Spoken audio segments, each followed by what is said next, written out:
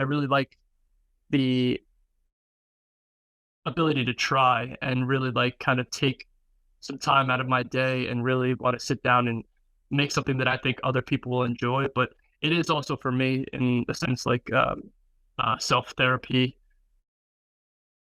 a little bit of time away from all the crazy stuff that's going on in the world helps me make sense of what's going on in my world a little bit too. But yeah, I mean, I like experimenting.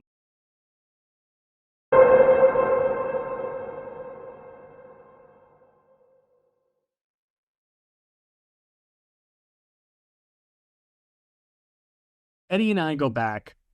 We went to the same school together, lived right next to each other in the dorms, and he's a great guy overall, very creative. And following him on social media, I saw that he has an interest in music, in hip hop, in wordplay, and I resonate with that. I like to think of myself as a creative individual, and he is extremely creative. So I encourage everyone out there to check out his music, go on his social media, and see what he's all about because he's a really good guy. And if you watch our interview today, you got to check it out. He has a lot to tell, a lot of life stories, and a lot of overcoming things, manifesting things in life, and becoming the person that he wants to be. So I know that we all have that inside of ourselves. We all want to become the person that we want to be. We all got to overcome things. We all have to manifest things. And Eddie, he's done just that. He's manifesting these things in his life. And even though he's young, the age of 29 years old, Eddie LaDuca is doing what he wants to do. He's discovering himself and he's making great music at the same time. So I'm happy you're here for this interview. Check it out and listen to what he's got to say, because I think we all need to learn a little bit and we all need to grow. And I think the way that we grow is by listening to life stories. And Eddie has got a great one. So listen in, and I hope you enjoy this podcast episode. Eddie, just want to thank you for being here today. How you doing? Thank you for having me, Joe. Yeah, I'm doing good. It's really good to reconnect with you too. Yeah, for sure. Yeah. So for everyone out there, Eddie and I went to the same school, college. We graduated. And we lived right next to each other in the dorms. So it's cool to kind of reconnect over this. But yeah, Eddie, I just want to start off. Very basic question, like I ask everyone on here. Where are you originally from? Born and raised Brooklyn Park Slope originally, and then around the age of like 10, moved up towards Rockland County, where we just found out that your parents also are from. So little small world. But yeah, I've been in Rockland County since about early 2000s, and right now Stony Point. So that's where I'm at right now. I can't remember. What did you originally go to school for when you went into college? Yeah, originally I started out in community college at Rockland Community College, and I was doing communications. Wasn't sure of exactly what I wanted to do, and then I started doing teaching and took teaching as a major. And I met a guy at RTC who was interested in going to New Paltz as well, and I was just, I think that's the school for me. It's close to home. I can stick around if anything's too hairy up at school. I can come back and get a good home cooked meal or something like that. But yeah, so teaching originally. So obviously down in Rockland County, it's a little bit more built up than upstate. When you ended up going to school up there, was there like how did you adjust to living up there as opposed to being back at home? Uh, it wasn't it wasn't that it was so much of a shift in how to survive and how to like take care of myself, because I was pretty good at that when I was around like 16, 17 years old. I learned how to take care of myself and kind of get whatever I needed to or have fun, whatever a kid 17, 18-year-old needed to do. More so just adjusting to the differences in people up there and how people get treated in college. That was kind of just like where most of my adjustments had to come from, and it was something I wasn't familiar with. I'm a chameleon. If I go somewhere, I can kind of adjust and figure out how to adapt. But it was easy because I had some good people around me. You were one of them. I had some pretty nice roommates in our what were we in? Oh my gosh, I can't even remember the hall name right now. Sopus. Yeah. A Sopus, yeah, yeah. I mean, it was cool. It was a nice adjustment. I definitely wanted to be out of the house like everybody does when they want to go to college. They want to be out of the house and explore what college is like. There's so many new people and new and some similar. You find it has both, just like in high school, but just a little bit more of like uh finer distinction, and it's nice. I enjoyed it a lot, and I'm sure you did too. I mean, it was a nice place to go to school. Yeah, no, totally. I agree. I liked the how close we were to like the mountains and everything up there. So I really enjoyed going hiking and being outside as much as possible. That was really cool.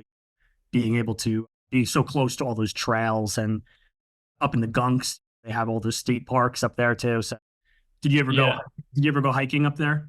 I did. I went to High Falls a couple times too. I don't know if you've been over there, just like jump in the river over there. Yeah, I went to the what it Owasking Falls or something like that. I think that's what it's No, called. I went over there once. I wanted to go rock climbing, but I never ended up going. And that's something that's just on my list. I think I got to go and do that sometime soon. Yeah, there was I think it was called a rock scramble or something. I went over there one time with one of my friends, and I don't think we realized like how serious the rock climbing was there. And Right? Yeah. we started climbing up the side of this mountain, going up the cliff. And next thing we know, we're pulling ourselves up and we look down and we're like, oh my God, if we slip right now, we're dead completely. Like, God. Yeah. it was crazy to scramble. Just go, and there were a lot of people doing it too. And like, didn't seem like anyone was prepared for it, but people were just going for it. Wow. Yeah. No. That's and it's funny because you don't realize how you are really, and then you see, oh wow, you're like hundreds, if not a thousand feet up. But it's on my list. I'll definitely get to it. Nice. Well, one of the big things I wanted to talk about in this episode is I know you're really big into music. I know music is a passion of yours. And I just wanted to ask, how did you get into music? Uh, I know it seems like if I had to put my perspective on it, seems like your music is almost like poetic in a way, the way you kind of work words together and you have this very like chill flow to things. How did you develop that? Where did that come from? Where did that desire to even make music come from? It's I'm curious. What are your thoughts on that? Yeah. Thank you. First of all, that was very nice of you to say. I I really started to like develop an kind of like an affection, some sort of like affinity for all types of music. My father was actually really big into country music, and it's funny because I have this disdain for country music. It's not that I don't like it; it's just for me easy listening. Like I like hip hop, I like R&B, I really like soul music. That's just something that I've recently come to understand about myself. When I was about like I don't know 16, 17 years old, I was really into like Bill Withers and Marvin Gaye, Al Green. Those were guys that I just really liked for some reason. And my mom would say like I had a little bit of like an old soul in me, like in terms of music. But she also had a good ear. My dad had a great ear for music as well. The Fleetwood Mac, Creedence Clearwater. I saw Les Paul perform. I was really grateful to my dad. We went to go and see Les Paul perform when he was like 96 years old, and it was one of the best things I've ever seen in my life. I don't know if you're familiar with like what he used to do. He used to just like have little shows in the city, and my dad had taken me when I think it was like 15, and Les Paul was sick actually, and he was playing the guitar while blowing his nose and giving the finger to the entire audience. It was the coolest thing in the world. And then Joan Jett ended up coming up on the stage, and it was just like I don't know, like I knew who Joan Jett was, but I didn't realize until she started singing. I was like, oh, this is this is her. And my dad's like, yeah, this is a pretty cool moment. So in terms of my own style of music, I kind of I really resonated with our generation. You're about the same age as me, if not the same age. I'm 29. I really liked Mac Miller. I liked hip hop, Jay-Z artists that were just they were popular artists. I didn't really have any history or knowledge of like underground music, but I really did like wordplay and I like lyrics a lot. I really enjoy lyricism. So I appreciate you saying that you think that I'm decent and very good. I don't know if I really, but I really like the ability to try and really like kind of take some time out of my day and really want to sit down and make something that I think other people will enjoy. But it is also for me in a sense like self therapy, a little bit of time away from all the crazy stuff that's going on in the world helps me make sense of what's going on in my world a little bit too. But yeah, I mean, I like experimenting a lot too. I don't sit in one box. I really like hip hop, but it's hard to be hip hop artists in today's world. I feel like you might be able to agree with me at that on some things that's in that regard. Like I feel like today there's not too many hit songs that are out or things that people are like, oh, I listen to this casually and I really, really like it. But yeah, I was curious what your thoughts are. What are you listening to that you enjoy? What I really like electronic music from like the early 2000s, late 90s, that kind of stuff. But really, what I've been listening to a lot lately for the past couple of years is shoegaze music, all that kind of stuff. Like My What is Bloody, that? oh yeah, so it's like My Bloody Valentine back in like the early 90s, a band called Lush, which is also a huge band. Oh, what's the other one? Slow Dive. They're another one too.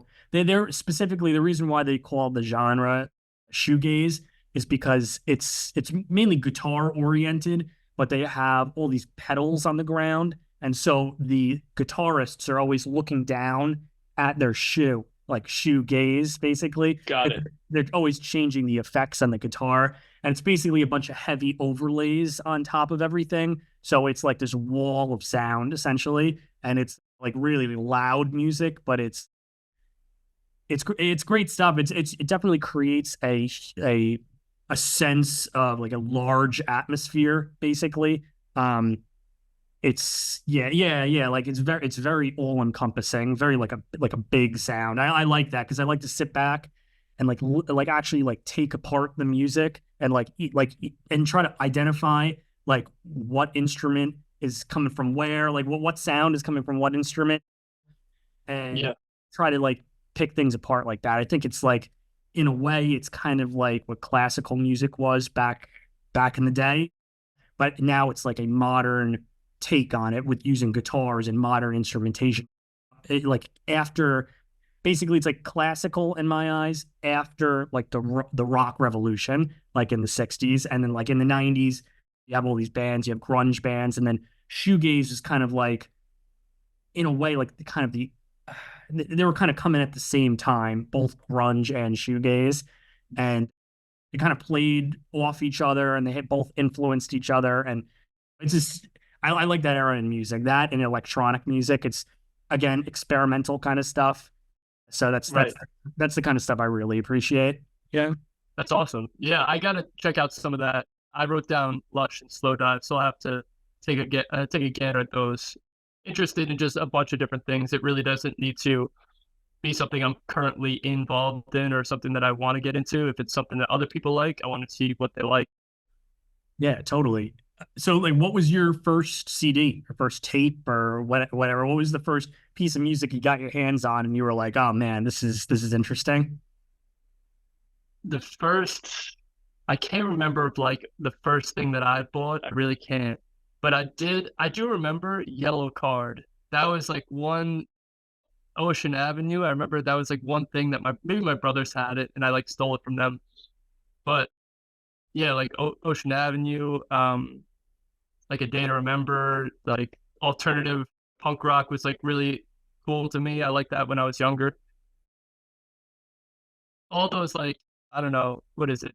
Black Parade, like the classic punk rock songs. Those were some things that I just really liked and enjoyed a lot. And I guess that's like the first thing that I really ever bought, and then kind of like graduated towards buying records. I have a record player now that I'm so stoked to get like new records. I have guys that I work with that are a restaurant, older guys. They're like into the Grateful Dead and Hendrix, Peter Frampton, all these guys, and they're just like, I'll give you some records. So it's cool to like interact with other guys.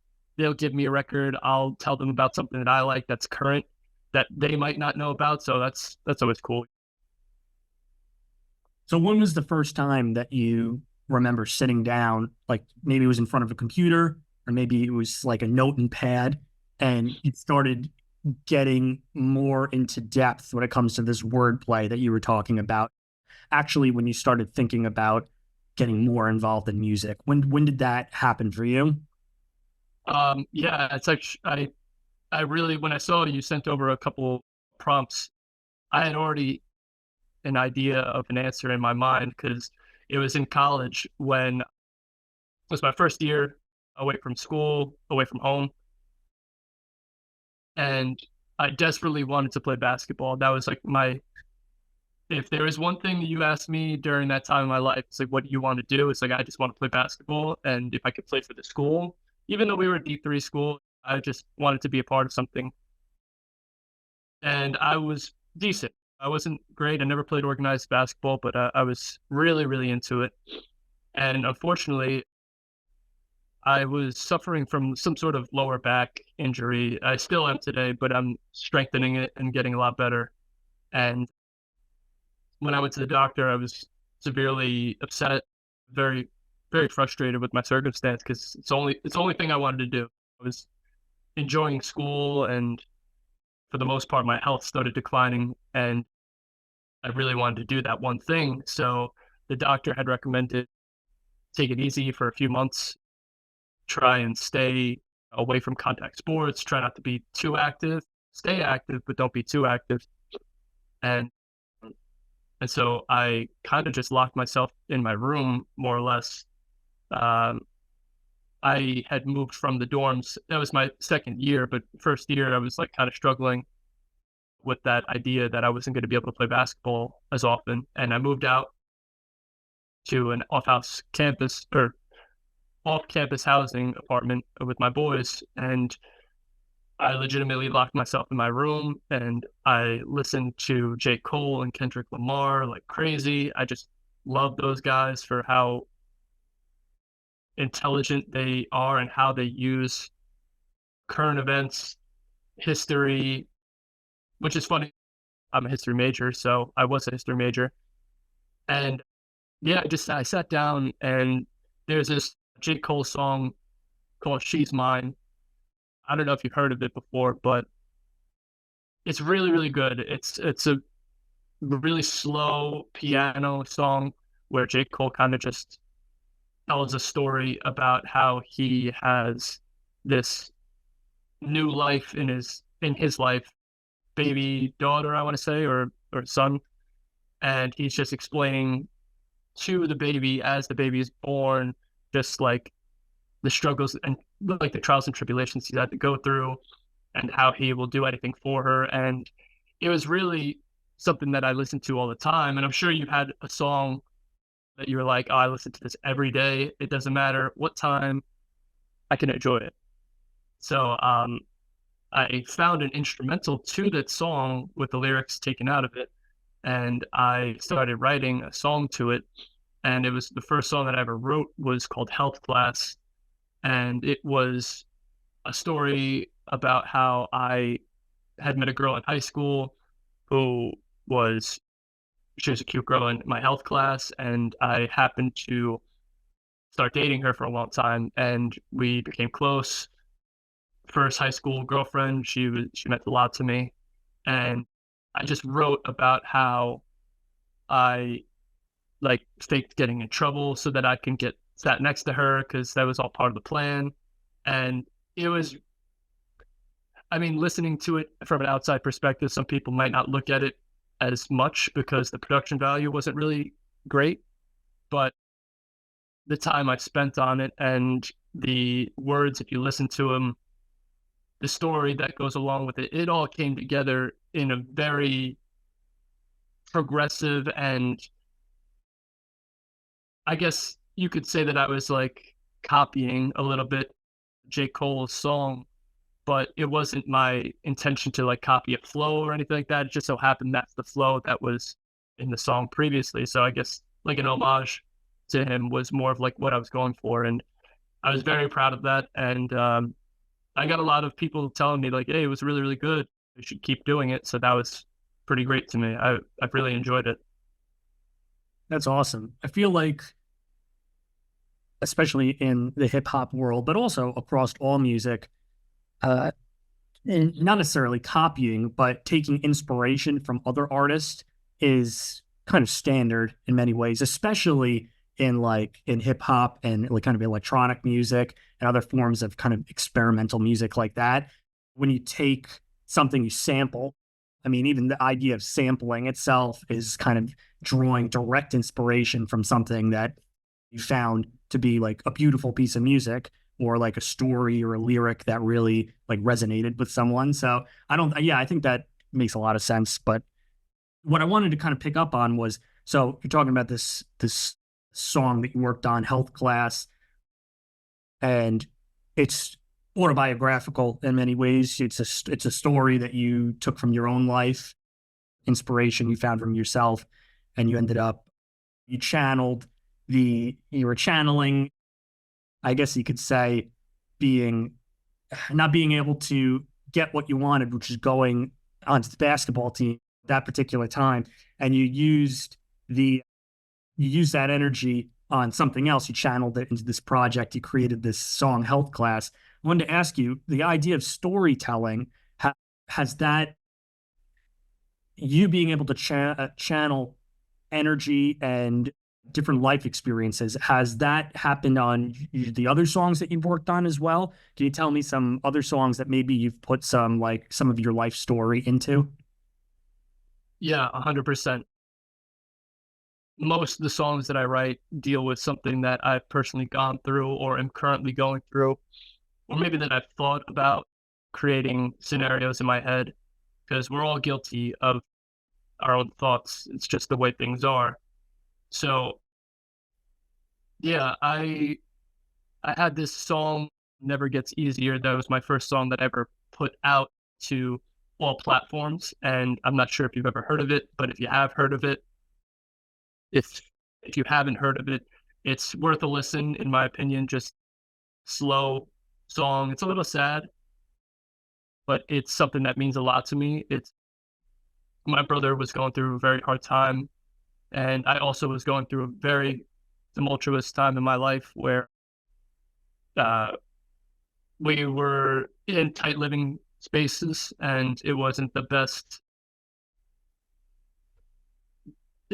environment to really grow in, and it was really hard for us to remain brothers and treat each other well. So I wrote the song for him and for myself just as a way to, like I said before, like a therapeutic outlet. And my latest song that I just put out, which you also gave me a very nice compliment on, I appreciate that, man.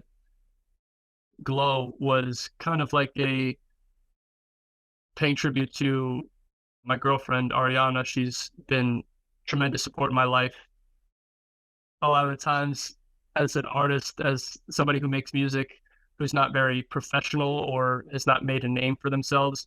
When you tell a girl, or you tell if you're a guy dating a guy, whatever it is, a significant other, you tell somebody that you are an artist, they're gonna look at you kind of funny, or maybe that's also my own thoughts about how I'm perceived. But for the most part, a lot of people will look at you and be like, "Oh, you make music, great, that's cool. What else? Like, what else do you do?" Or how popular is it? Or let me listen to it, and they'll have their own opinion on it. But it does, it does. take a lot of being vulnerable and allowing other people to see you as an artist. And if you can just allow them space to say, hey, this is like what I do, what I like to do, it's not exactly set in stone. It's not exactly concrete. It's just a form of how I like to express myself. And if you're cool with it, then I'm cool with it. So it is really, it's great. I, I would recommend anybody try to do it because anybody can write songs. It's just a matter of, they say it's not talent, it's hard work. The hard work beats talent every time. So that's kind of where I take my experience and my drive is what I really think will get me to that level of which I'm trying to get to, which is hopefully work with big names. I would really like to be a songwriter. If I'm not an artist, I'd like to be somebody who writes songs for people. And that's kind of where my trajectory is going. That's what I'm really looking forward to. Nice. So going back to when you're talking about back in school, you locked yourself up, you're working on your first song, you wrote it down, you finally put it out there and people heard it. You said that people were telling you, wow, this is some great stuff. Are there are there other people or any specific people in life? I know you mentioned your girlfriend that have really like helped build you up, where you've like where they've been like positive influences on you, and how have they helped with when it comes to the trajectory of you writing music and getting more involved? Yeah, that's a great question. I have had a friend since first grade, Hector, who he is just really pumped whenever I'm thinking about writing something or putting something out. He's always asking me like, "Hey, are you making something new? Like, you should keep on doing it." He's very supportive in that regard. And there was this one time friend from high school that we always was kind of friends where when you see each other, you're just really cool. There's no bad blood. You just from the moment you met, you were kind of just like, I like you, you like me, we're good friends. And that was this guy Matt. Matt and I just like, a couple of crazy like weekends would just like run into each other and be like, "Oh, it's good to see you, bro. Like, how are you?" And have a drink, have a beer, or whatever, and casual conversation. And then I saw him like I don't know 2 or 3 years out of college, and I hadn't seen him in like 7 or 8 years. And he had his 6-year-old son with him, and we were at the bagel shop, and he gave me a hug. He looked great. He was doing great. And the first thing out of his mouth after he had said his "Hey, how are you doing?" It's like, "Yo, you look good. You make great music, man. You really like you should keep on doing that." It was completely unprovoked. Whether or not he was trying to say it to be nice or not was completely out the door from my head. I was just like, "You didn't have to say that. You didn't have to say that." And he's not the kind of guy that would really just say something like that just to say it. He was very personal. It was very personal to me that he had said that and mentioned it to me. So I was just like, wow, that was really, really cool. And it wasn't no top producer. It wasn't anybody who like I had looked up to, but it was a really nice person that like I just was like, wow, that was really cool that he just said that and made my day. And besides that, there's been people in passing that I'll mention. I'm working I work in TV and I work at a restaurant. So if I'm talking to anybody in particular that I think would be interested or they just want to have good, polite conversation, I say, hey, I make music. And they'll say, oh, what do you make? And then I just show them. And I'll usually show them, I really like the song I made called TikTok. I don't know if you've listened to that, but that's one of my favorite songs that I've made so far. Um, and they're not rap songs. So that's kind of nice because like I can now delve into a new realm of music and it's exciting. Nice, nice. You mentioned you work in TV. Do you want to talk a little bit about that? Yeah, yeah. So post college years, really, really tough. Really tough. I don't know about you. I'm sure everybody was having a really hard time with COVID, but I had just graduated with a degree in history and I was looking to be a teacher. I was working at a middle school and a high school, and it was tough because I was signed on as a substitute, but I was made into a permanent substitute teacher. And 3 months in, they still hadn't paid me because there was like some policy about first time substitute full time teachers. They have to wait 2 months, and waited the 2 months. The third month, same thing. Check didn't come, and that was February into March. And March, I believe March 16th, that was the day that was announced that COVID was like shutting things down. That's when schools were starting to shut down. And long story short, they wouldn't pay me. I told them, they said only in emergencies would they pay out of pocket, and if that's like the right word to use. But I called them up and I said, hey, there's a global pandemic. I think this falls under the category of emergency. So they paid me. I told them that I didn't want to be a teacher anymore, obviously, because what was going on. They were fine with that. And I tried going into sales. Sales, I was a project manager for a painting company. I did pretty well. It wasn't the best thing. I wasn't too keen on sales, but I have a decent personality. I can talk to people and I know what people want to hear and what they need to hear. So I can really help differentiate what the needs and wants are in terms of business. But that didn't really work out either because post COVID, not many people want to paint their house. They're more concerned with how they're living their lives and keeping their loved ones close to them and whatnot. So I was in a really tough spot, and I ran into a friend of mine who said, hey, I work in this industry. Um, he was an electrician, and he was like, I can't tell you what to do, but if you want, you can go and put your name down on a list down in the union hall, and there's a chance that they might call you. So I didn't really have any other option because I had just told my boss that I was not interested in working anymore as a salesman. So I went down to Queens, was very balls to the wall. I was like, I don't care. If it works out, it doesn't. If it works out, it works out. If it doesn't, it doesn't. I can go find another job. But something I was really interested in because I just, from a young age, movies were awesome. I knew all the lines to all my favorite movies.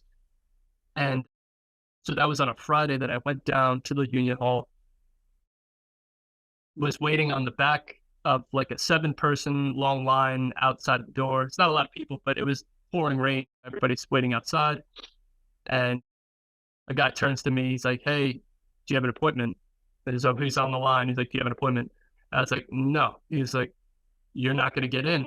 It's like all these people in front of you. I have an appointment. She has an appointment. He has an appointment.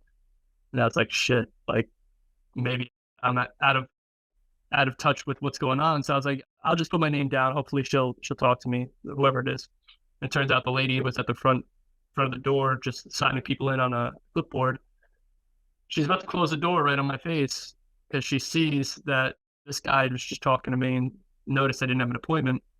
And I stuck my hand in the door. I was like, excuse me, I drove an hour and a half away.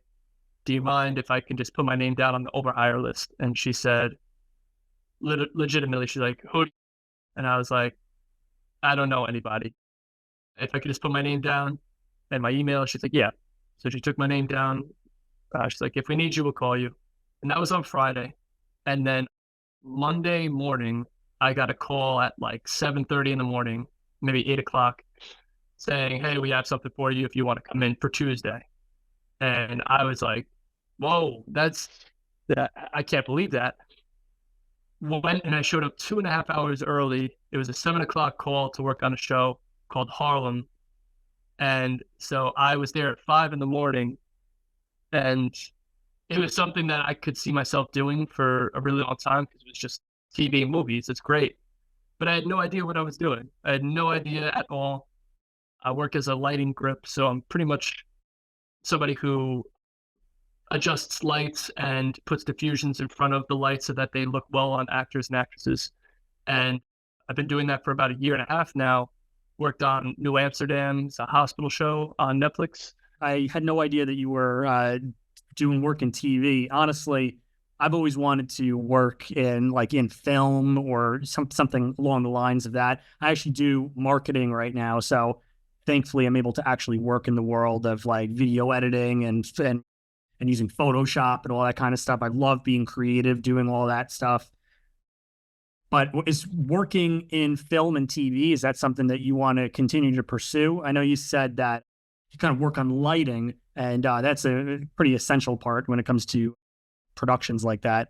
Um, yeah, do you want to get more involved in that kind of world? Yeah, with the previous year, there was a terrible strike that was going on, kind of made me rethink exactly what it is that I wanted to do because here I am post college. I went into the safest role, a job role that I could find or think of, which was teaching. And I had to do a lot of like self reflecting. I'm sure everybody did, but for me, I just needed to find something that was gave myself some sort of intrinsic value. And this TV movie, I love movies. That's just something that I really like was passionate about, but I never thought that I could find a way into the industry. And now that I have a little bit of a foot in the door, I started thinking about, well, AI is now something that's so important, I guess you could say, quote unquote, important in the industry because people are using it to write. But the idea of lighting is something that is very hands on. It needs to be it's very meticulous, and it is even if we're just lighting your backdrop or my backdrop, and you want to make it look presentable for TV, maybe they'll have some program within a couple of years that could just change the lighting with video editing software, which very could well it could happen. It could be something that's developed within a couple of years, and I'll be out of a job. So I think the idea for me right now is I want to stick with it. I just recently got my real estate license. I might try to get something started with that. I'm kind of like on the fence. It's been it's been a tough couple of years trying to figure out what it is that I want to do to not only make myself comfortable in life, but also to give me some sort of satisfaction. Because at the end of the day, it's you're fighting money and time and your youth. So that's kind of why I brought up the Joe Dispenza with you.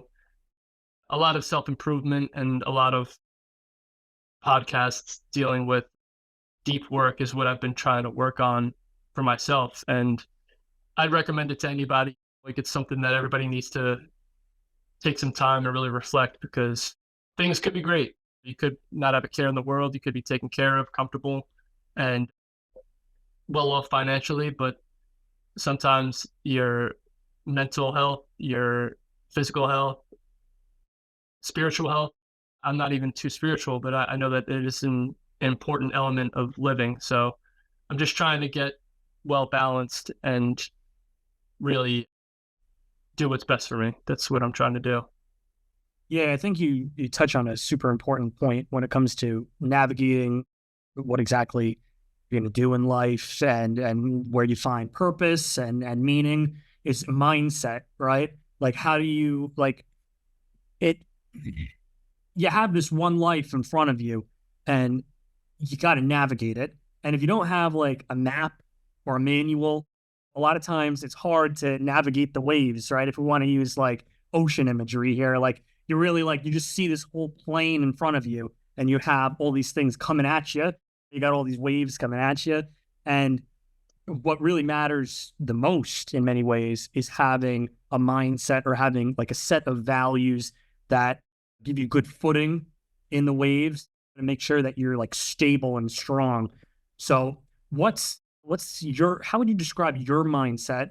I know we were talking about it earlier a little bit on that chat before, but what is your mindset like if you had to describe it? And what are some influences that you've encountered? Yeah, this will be, if you don't mind, it'll be a little bit of a doozy of a question, an answer to your question. That's fine. You go for it. Go for it, man.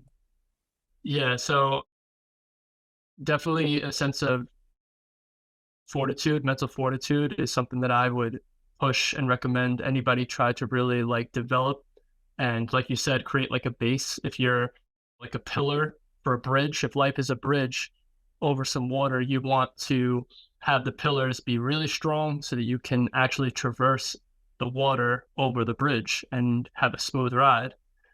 But we know, and I'm sure you've gone through your own ups and downs where things don't always work out the way they're supposed to. And not getting too deep into what my own personal life is, but when I was about 16, 17 years old, my father got very sick when I was in high school, and my parents were separated.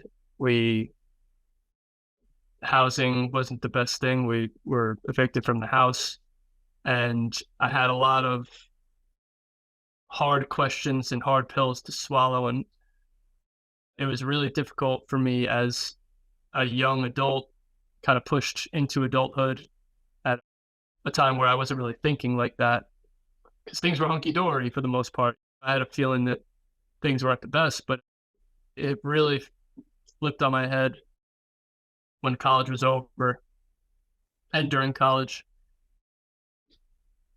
Fortitude would definitely be the primary thing that I would tell people they have to develop. And one more thing that was kind of really difficult for me to deal with was in college.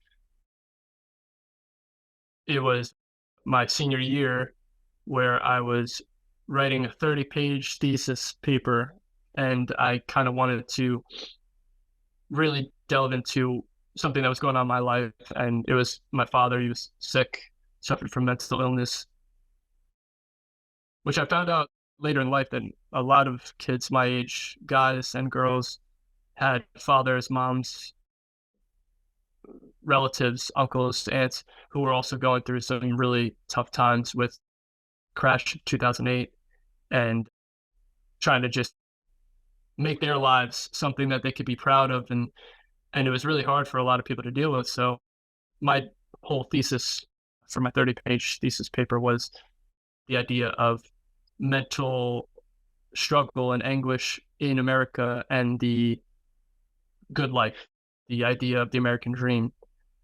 And I was struggling so hard to focus on what was important to me, which was to get out of school. I was on the dean's list every single year or every single semester.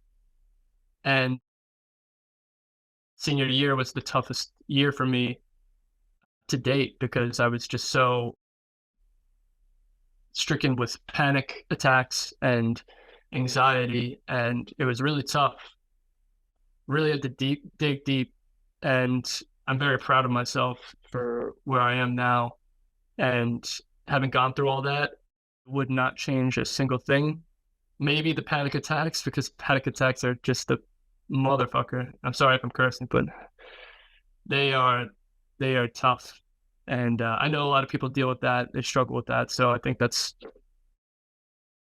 something that everybody can use in their repertoire, in their utility belt, is to really be mentally strong and take every day that is a happy day and really resonate within it. If it's a nice happy day, just enjoy yourself. If it's a crappy day, live through the crappy day. But that's why, what do they say?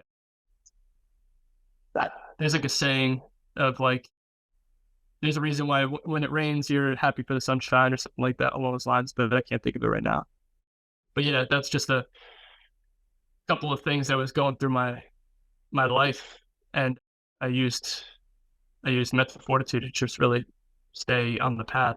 And I'm sure you have, if you don't want to share, but I'm sure you've gone through some things that were just really tough, and you had to stick to your guns and really drive through it. Well, yeah, I would say that during the pandemic, actually, you bring up panic attacks and anxiety and stuff like that. During the pandemic, I got COVID at one point, and I it never really like thought too much of it. I thought like, oh, young people are pretty strong, pretty fit, and it's not going to affect me in any way. But then I got COVID at one point, and I was just, it kind of hit me. I was like, wow, I have this thing that a bunch of people are dying from, and I have this thing that's like inside of me that's killing people, and basically I can't do anything about it. I just got to sit it out and wait. And I remember one night I was just laying in bed and woke up and felt just this tightness in my chest. I was like, oh my God. I was like, I'm dying right now. Yeah, yeah. And so, Scary, really scary. yeah, yeah. And so I was like, okay, what do what do I do? What's going on? I didn't understand what was going on because I never had a panic attack at that point. So I was staying at my girlfriend's house, who's my fiance now, and her mom. Congratulations, man. Thank you, I appreciate it. Thanks. And I was staying at her house, and I went out to the living room because I was just like my heart was racing, and thankfully her mom was there, and she works in a nursing home, and she has like kind of healthcare kind of experience. And she said to me, she's like, I explained what I was feeling with the chest and everything, and she said, "Listen," she's like, "I think you're having a panic attack." And I just, to me, I always before that point, I guess I was just ignorant. I thought panic attack. I was like, oh, just like people like getting all like freaked out or whatever. I didn't know what a panic attack was. I just thought it was like I didn't know what it was. And so when she said it's just a panic attack, I thought like, okay, like I'm not sure about that, but all right, I'll just go with it for now. So I went, Right. tried to like calm down, and thankfully I just went back to sleep and I was fine. But the following couple of weeks after that, I just kept on getting this like brand, even after I was healed up and like no more COVID, whatever. Um, I still had this feeling of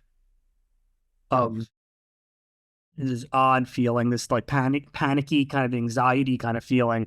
And it just didn't feel good. I felt like I was kind of trapped in my own body in a way. And it was super difficult to overcome that. And it really started to become like a huge problem. And but it, I so I talked to like the doctors and stuff, and I was trying to figure out like what exactly was going on. Eventually, it was panic attack. It was just anxiety, and they told me about like medications and stuff that I could go on and stuff. And I have no problem with people that are go on like resort to medication and stuff. I think that's totally fine. You gotta work with what you got. But I said to myself, I was like, listen, if I just like start taking this medication, I'm going to just be masking the problem basically. And I need to figure out a way that I can overcome the issue without kind of resorting on a crutch, I guess. Not that some people have to go through their own experience, but for me, I was like, I need to figure it out. And Yeah. it took like about a year and a half. And I just had to keep on whenever I felt that feeling, I had to recognize like, listen, this is just this is the anxiety, this is the panic. You're not dying. You're only like 27. I'm 28 now. But I was like, you're only 27 years old. You're gonna be okay. There's nothing going on. Right. And yeah, and as time went on, eventually it just started getting less intense, less intense, and eventually now I feel like I'm dealing pretty good. I feel like I'm good now, but it's a lot to That's awesome. yeah, it's a lot to work with, but yeah, in life you're thrown these challenges, and I think what matters the most is like not necessarily what happens, but how you respond and how you move forward. So 100%. Yeah. yeah, sorry. Yeah. They're not, it's not the strong, but the responsive that survive. That's something that one of my friends had told me when I was going through a lot. So I completely agree with you. And I'm really happy that you didn't resort to the medication. Unfortunately, I did resort to medication, and I did it for 30 days. And I told the doctor, I was like, after 30 days, that's it. And I mean, I haven't had panic attacks in a while, sometimes when I'm driving, but like it's really minimal. And yeah, so it's good for you, man. I'm really happy for you. That's funny that you say during driving, because honestly, I had the same thing. It was driving that gave me Yeah. like, yeah, I don't know what it was. Maybe it's like being like you're like locked in the car and you kind of can't really like, you got to get from point A to point B, and there's not really any way of getting out of the situation. So maybe that's kind of what like sparks it a little bit. But Yeah, I don't know. I'm not a psychologist or anything, but that's kind of the way. That's whenever like it happened. Whenever I had a panic attack in the car, I kind of thought that I was like, maybe what it is you're like you can't really get out of this situation right now. So yeah, I agree with you. I do. I didn't mean to cut you, but I think it's kind of like for me, it was I think very like I overthink. I'm an overthinker for sure, but I think it was more of like a metaphor, like philosophy wise of life, like where like I was driving and I felt like I was not in control. Like driving, I couldn't feel in control, so I went to therapy. I talked it out, and that's kind of like where I sat with it, with like the same way. Like I can't get out of the car. I had to stay in the car, and the car is kind of like what you are. You're a vehicle of how you live your life. So like you feel shaky. You're like starting to get, oh no, oh no, and then you realize you're just on the road like how you were when you were 18. You're just driving on the highway. You're just driving, and it's fine. But you really have to get yourself back into that state of mind, which is awesome. I see that you were good at it, tricking yourself back into it. hey, but that's a hell of a thing when it first like when that panic first hits you. What was that like when you Oh had yeah, the first panic attack? Like what was that like for you when you had that first panic attack? Were you like, did you think you were dying or something? Because I thought I was dying. Like so, what like how did it work with you? yeah. Actually, I remember. I remember two times. The first time was on my way. I moved out of my college apartment. I just graduated, and it was on the highway leaving the college town exit, maybe 100 yards, not even. My heart started racing as if I was going to have a heart attack, and I was profusely sweating. My hands were really, really clammy, and I couldn't stop like shaking. I was like, "What the hell is going on?" And I pulled over to the side of the road, and on the highway, my friends were in front of me, and they saw that I pulled over to the side of the road, and they came up to the car. They backed the car up, and they got out, and they saw me, and I was just like, I saw a ghost. I was like, and I couldn't breathe. And that was the first time it happened. But the time that I knew was actually really an issue was when I was at home and I didn't sleep for like, I want to say 2 days straight. I didn't sleep and I was just having panic attack after panic attack and decided to go to the doctor. I was like, I need to go to the doctor. But it's tough. It's really tough. I don't wish that on my worst enemy. Yeah, it's really rough. So yeah, so that obviously affected your mindset. So is that you said fortitude before? A big thing for you is fortitude. Is that when you kind of discovered fortitude? Was that in those moments dealing with that? Um, and what are I guess are there some I guess are there some like figures in your life where you kind of where you gain some inspiration from when it comes to how to deal with or how to build up your mindset? Yeah, fortitude. That's super important. Yeah, the idea of like resiliency and like dealing with adversity is something that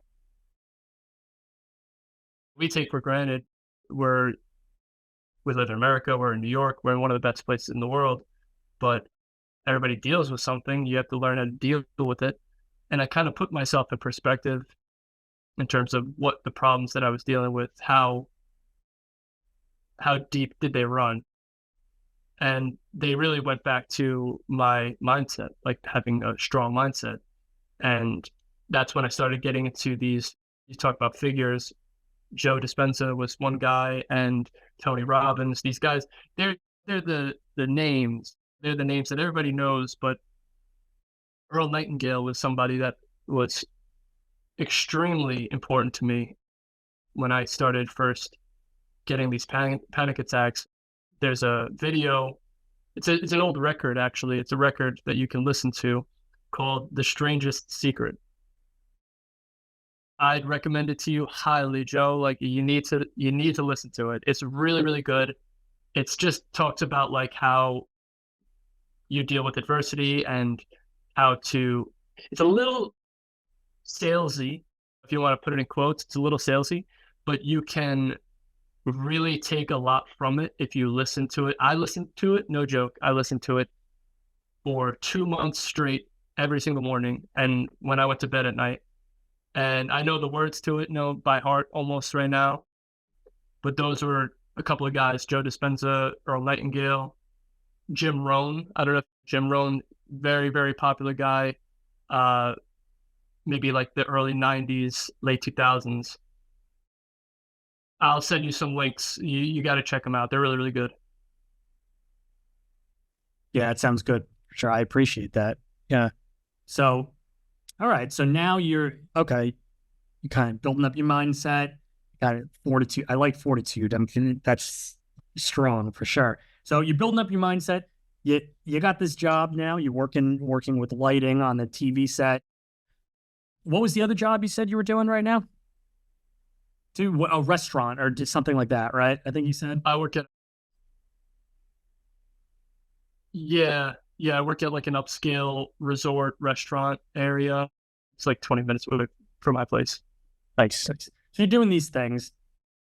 How do you find time to balance everything when it comes to your music?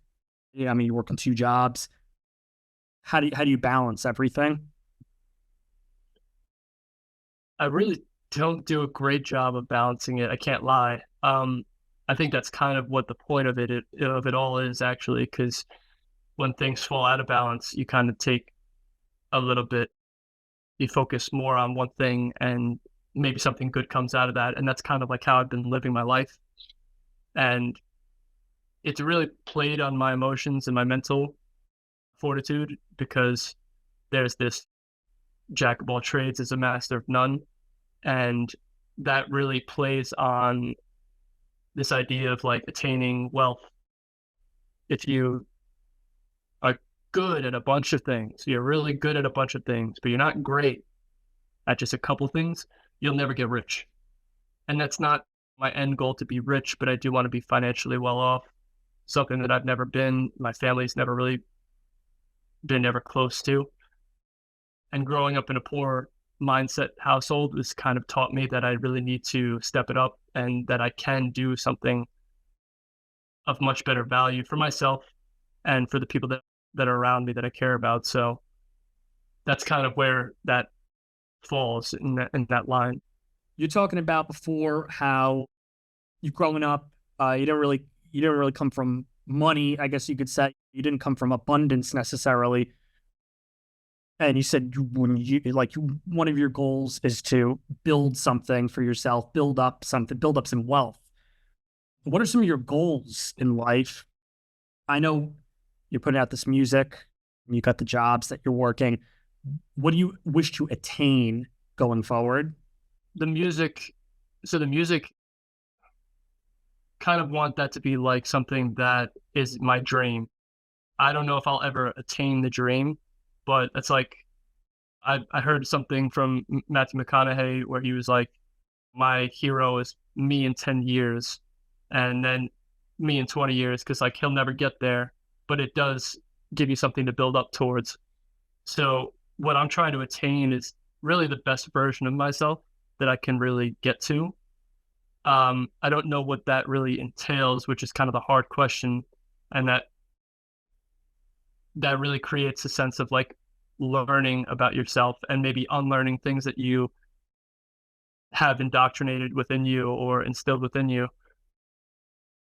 So what I want to attain is, I want to attain a certain amount of, I guess, success monetarily, like financially. I want to be financially well off enough that I think what I really want to do is like the music is something like, oh, if I could do that, that'd be the coolest thing in the world. Like if I could have a song, top charting song, I would love that.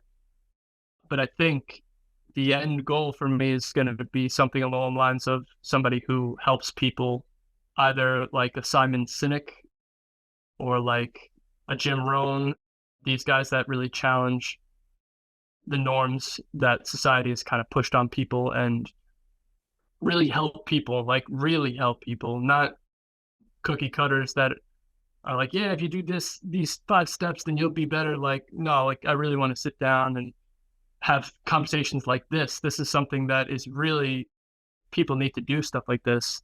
And that's as soon as I saw you started doing it, I was like, that is a great guy. I need to get in touch with him. I need to see if I can get onto this podcast because you're a good person. And I know that those are the types of people that I want in my life. So that's what I'm trying to attain is really just like wealth and stability financially, mentally, spiritually, physically. That's pretty much the best I can answer it. Great. It's awesome, man. Kind of a little bit of a departure from that when it comes to the music.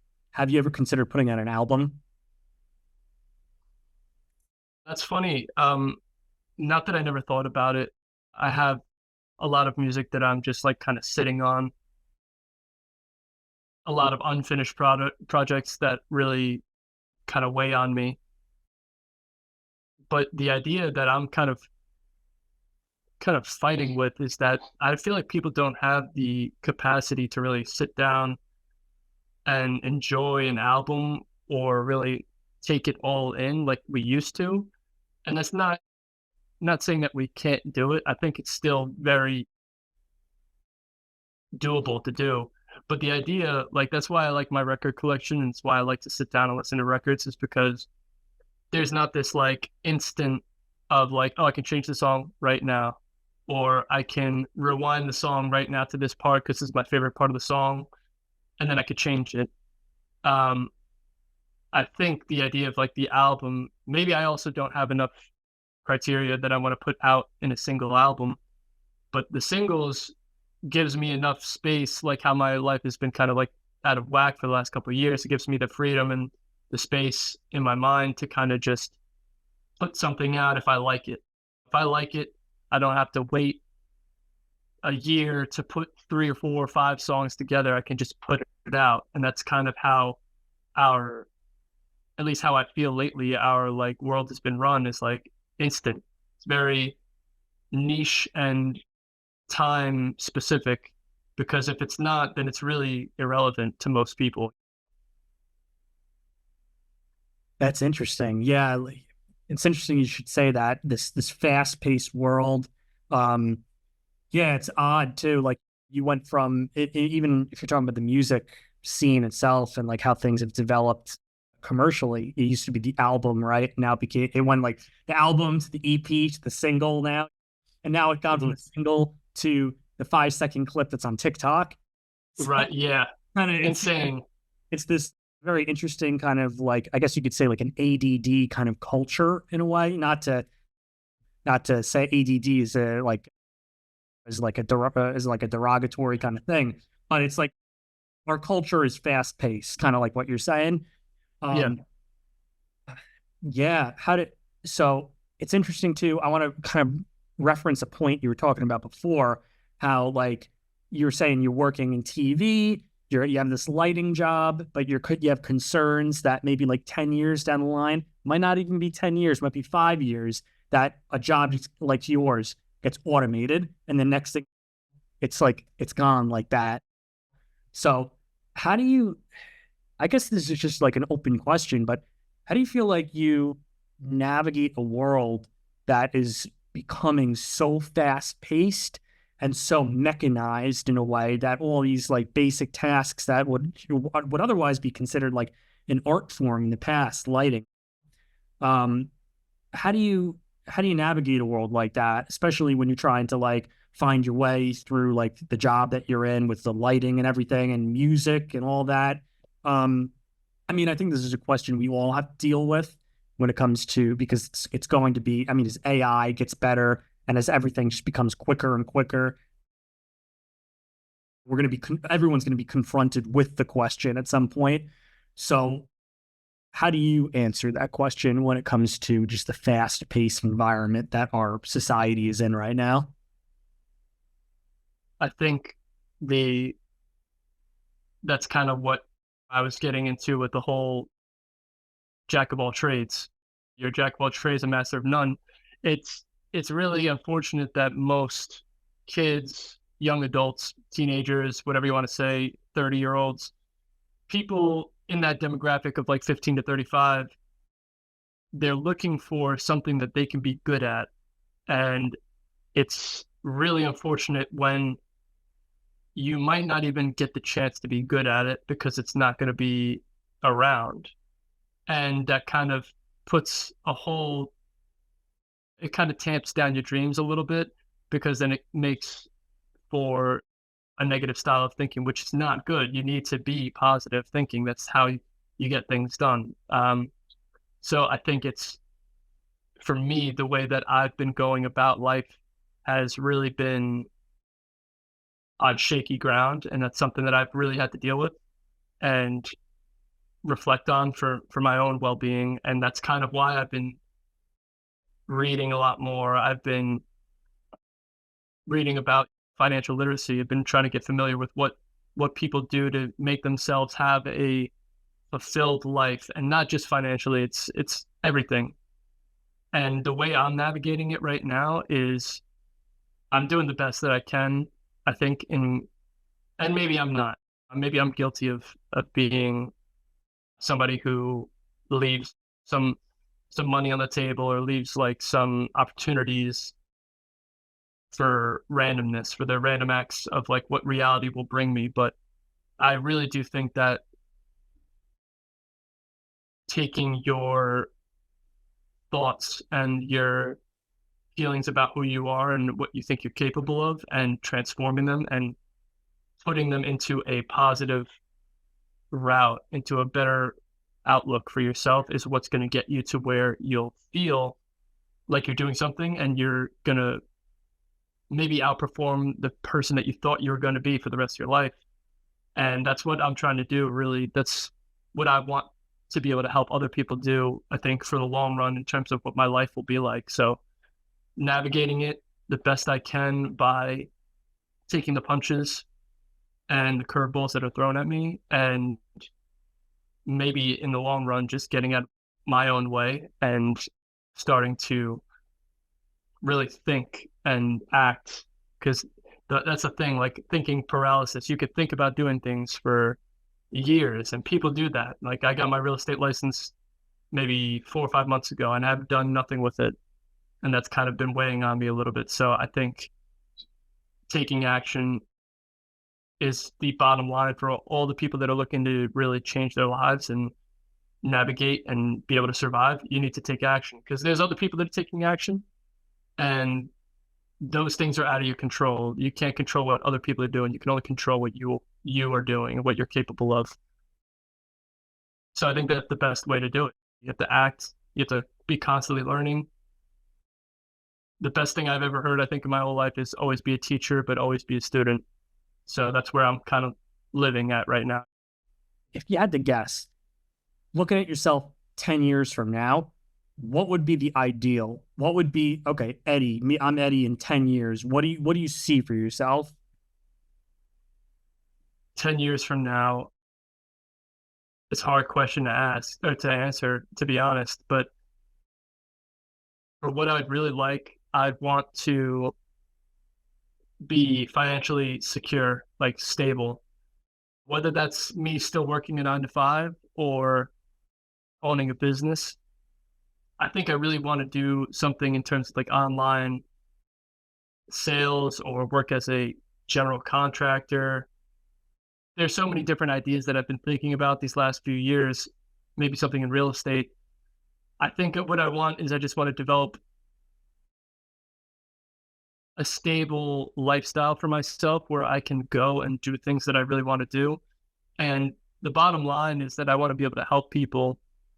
So if there was a way that I could be able to take care of myself, and I don't know if like lifestyle is going to change in the next 5, 10 years, but I think there's going to be a lot more of like affordable housing that's going to be created in the United States where it's just going to be like we see tiny houses. They make shows about people that live in tiny houses now. So I don't know if it's something like that, but I would really like to be living in a nice area, kind of away from the hustle and bustle of the city, but close enough that I can still make a decent commute. I guess in 10 years, the the ultimate goal for me would just be to be mentally, financially healthy and stable. And I think that looks like me working out four times a week and going to a doctor regularly, talk to a therapist. I think those are all things that if people aren't doing it, you can be completely sane and healthy mentally, but I think it's really nice and it's therapeutic for everybody to go and see and talk to somebody. So maybe doing something along those lines for my health. And I don't know if I'm looking for a family of my own to have, but that's something I also have been, can't lie, I've been struggling with trying to figure if that's what the best path for me is. But I want to be enjoying myself. I think that's the top tier thing that I'm really looking for is to be happy with what I've been doing and looking forward and being excited about my future because that's something that for a long time I really wasn't too excited about. What what kind of holds you back, or what makes you question the whole idea of like having a family of your own? Do you feel like maybe like looking back at your own family, your own struggles, is that something that kind of plays a role into it? Or it's an interesting question.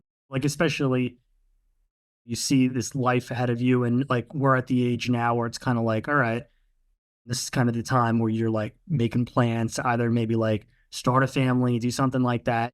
You're really like looking forward in life. What makes you question that? I'm curious. Yeah, I've done a lot of reflecting in terms of trying to figure out why I feel that way, and it really has a lot to do with upbringing and the type of environment I was brought up in. Um, Past relationships that I've had, either with friends, significant others, or parents. Um, the idea of fear has been really, really influential in my life. And talking with you about like anxiety and panic attacks and ideas for mental fortitude and growth, those are all things that I do practice what I preach. I do take chances on myself and I do lunge at opportunities, but at the same time, I do have my own reservations and I play it close. I play it safe a little bit too much. And I think what the reasons for all those things are just because of how I want to our brains try to keep us safe. They try to keep us within our own parameters and it's okay. You don't have to go and do this. You'll be okay as long as you don't do that. But if you do, you might fail. You might run into some more problems. And what those problems gave you this and that, and this panic attacks and tumultuous relationships, whatever you want to say. But the bottom line is that it doesn't have to be bad. It can be fun. It can be good. You can have your cake and eat it too if you like. But it's really about how determined you are. And that's something that I'm really proud of myself. I think that's where I'm headed is somewhere that I can be proud of who I am, what I've done, and the tribe of people that I keep around me. And that's something that's really important to me, the people that I hold within my own community and who I can help. If I can help people, that's something that I think that's what like my life goal is to help people. So that's really where I think I sit with that. I was Me and my fiance were on a road trip a few years back. We were in New Orleans. We were in Washington, D.C. for the 4th of July, and it was like an awesome trip. We went really for like over, I think it was over a week, like it was 10 days or something. We were like all throughout the country just driving. And on the way back, we were going from Washington back home, and I had the radio on, and I don't know who Joel Olstein is. Like, I'm not Of like, course. yeah, yeah, Yeah. like, but I typically am not like a listener of his kind of stuff. But I heard him on the radio, and I was like, all right, I'm gonna give him a shot. Just listening to this, they have an open mind, Yeah. and he had this whole talk, I guess you could say, sermon or something, where he was saying the curse stops with me. He says that we come through, we have this life, We grow up, we have the childhood, we have the life that we grow up, and then we're here as adults, and we have all these things that make us us. But there's also there's the good things, and then there's the bad things too. And those bad things can sometimes happen through generations. You grow up, and maybe you have someone in your life that kind of has there's I don't know, like a kind of has a negative imprint on you. And then you kind of say to yourself, you can either that was either the imprint on your life, and you could just be like, what? I'm going to go with it, whatever. This is just the way it is. But sometimes, like what he said, what this guy, Joel Osteen, was he talking about in this sermon, he says, sometimes you have to just break it. You got to be you got to be the generation that breaks the trouble. You got to be you have to be the one, because if you break that link, you could just then imagine the next generation that comes from you. If you've got kids or anybody that you inspire, influence too, you go forward. And if you can figure it out, we're talking about mindset, fortitude. That's super important. If you could figure out how to break it and go forward and live a life, a life of example, I mean, that's powerful, man. And I think what you're talking about here, all the stories that you've shared and all the things you've overcome, man, I think it would, I mean, I think you have a very good example to show the world, whether that's a family in the future, whether that's when you're putting out your music, you got something to say. I think all the things that you go through, and it's kind of like all of us in life, but specifically just talking about you right now, all the things you go through, and just the fact that you show that you want to overcome certain things and be stronger, have that fortitude. I mean, honestly, man, that's super inspiring, and I think that's that's a very valuable kind of quality. So I think Thank you. yeah, Thank you. That really means a lot, man. I really appreciate that. yeah, for sure. So real quick, I just wanted to ask you, totally random, why are you interested in real estate? Going 180 here. What is it? Yeah, yeah. Yeah. I mean, it's just funny, listening to all these guys with Tony Robbins, listening to a lot of our culture has this Instagram. Everything has a niche in Instagram. There's an Instagram niche for music. There's one for makeup. There's one for fashion, working out, real estate. I have a friend that works in real estate, and he does very well for himself. He does wholesale flipping out in Arizona, and he's very good at it. I feel like real estate is a vehicle that a lot of people use so that they can build equity in a house, and then they find another house, or they find a duplex and they house hack. There's all these different ways of really getting ahead. And I didn't know anything about real estate. I think the paramount part of our parents' lives was, you need to get a house. You have kids, you get a house, you're good. You don't even have to worry about anything else. If somebody comes to you and they're saying oh, you haven't done shit with your life, you'd be like, I have kids and I have a house, so what are you talking about? But now that has really not become what life is all about, I guess, anymore, because there's so much more that you can have, but how much is too much? How much it will suffice for your life? So the real estate thing was just me hey, I don't know jack shit about real estate, but a lot of people do, or maybe they don't. And maybe I just want to be somebody that has a little bit of an edge over what people do and don't know. But I mean, it's really nothing more than most people know. It's pretty self-explanatory stuff.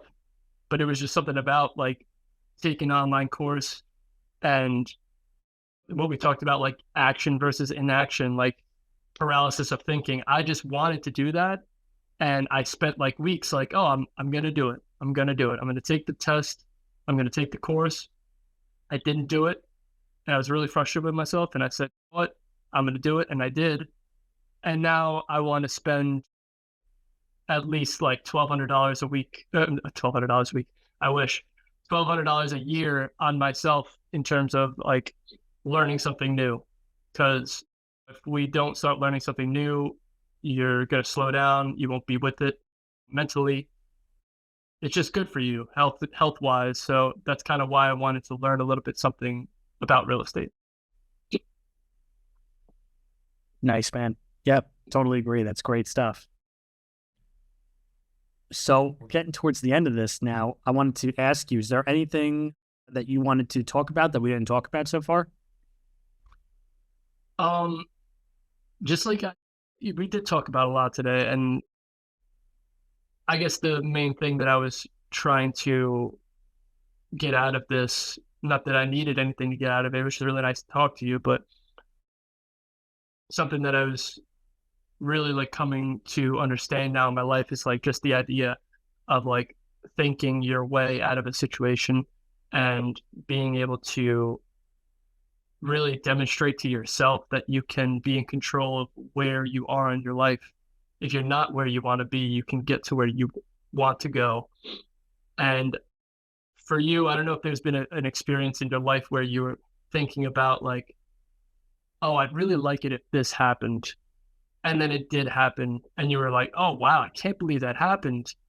And then maybe you said, maybe it was because I did something. Maybe I did something that was like different.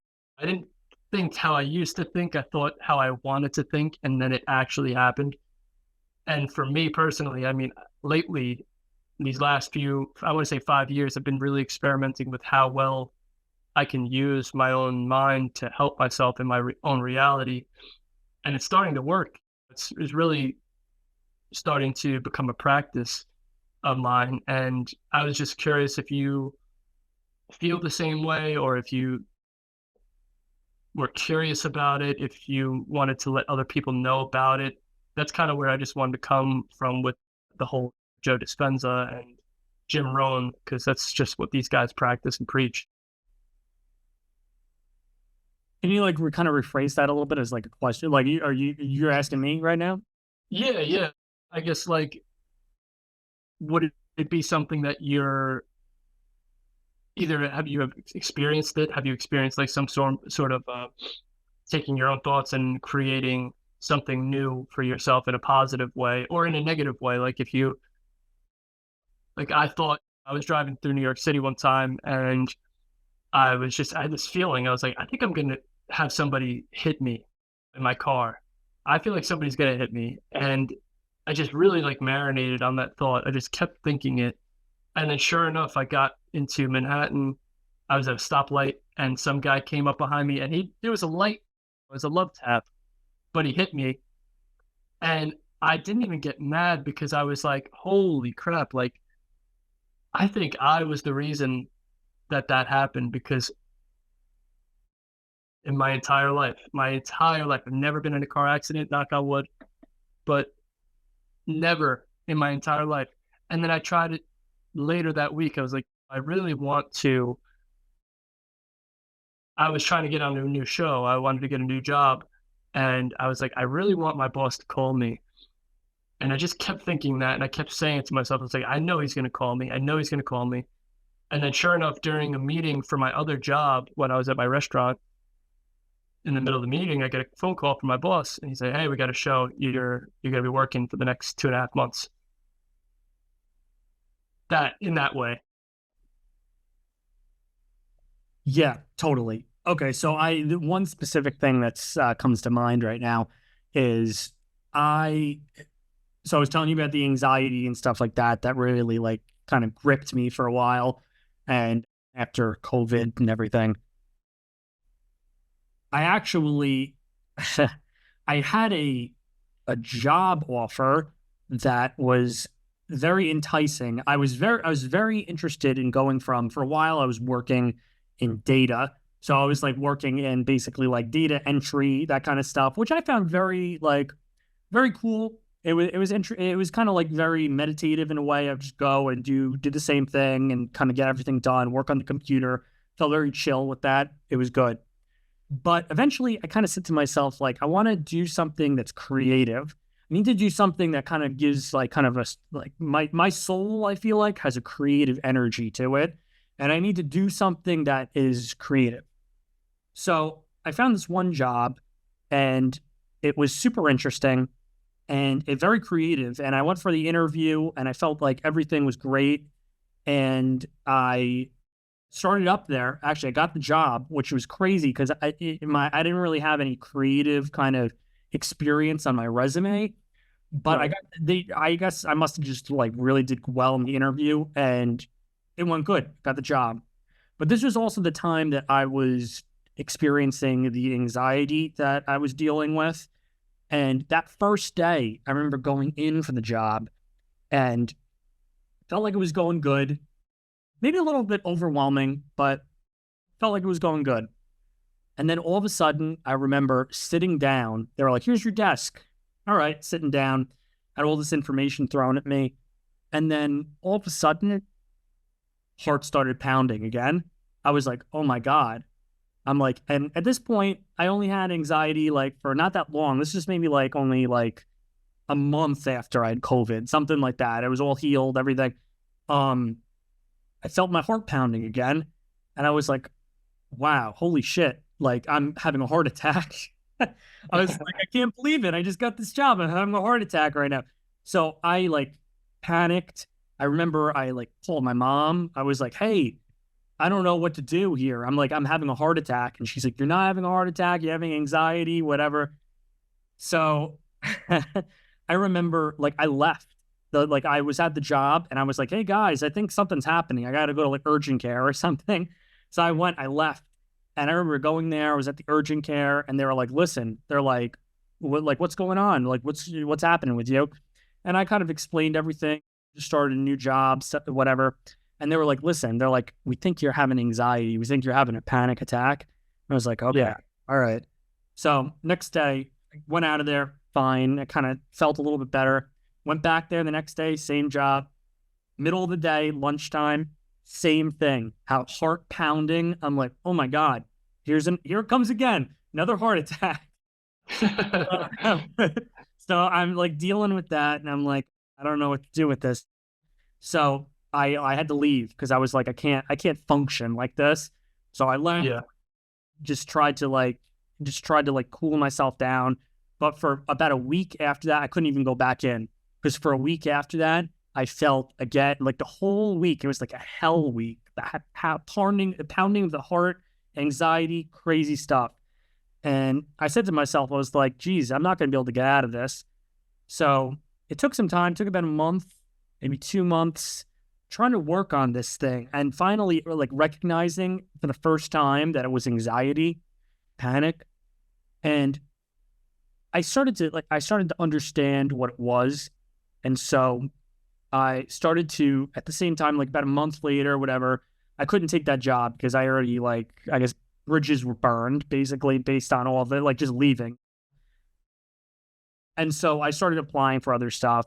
And I was like, look, I got to find my break here. I got to find this creative job that I've been looking for. I got to find something that's just creative. So finally, one day, I'm looking online, looking at the job board, whatever comes up, a marketing job. And I'm like, okay, cool. Like I was looking in my area. There weren't really that many marketing positions that were available. So I was like, okay, let me check it out. Clicked on it. It said, are you interested in editing videos, writing blog posts, doing photo editing? And I was like, is this written for me? I was like, what's this? And I was like, this is crazy. So I went and I applied for it. I got an interview, went there, and telling myself, I'm like, listen, I want to do this. I want to be like, get into creative kind of work. And so Yeah. before the interview, I went and I made like mock up like Facebook posts and everything, like what I would do if I was like hired, like, and I created all like different things. And I went there and I showed all my different designs and everything. I was like, look, I could like do this, I could do that.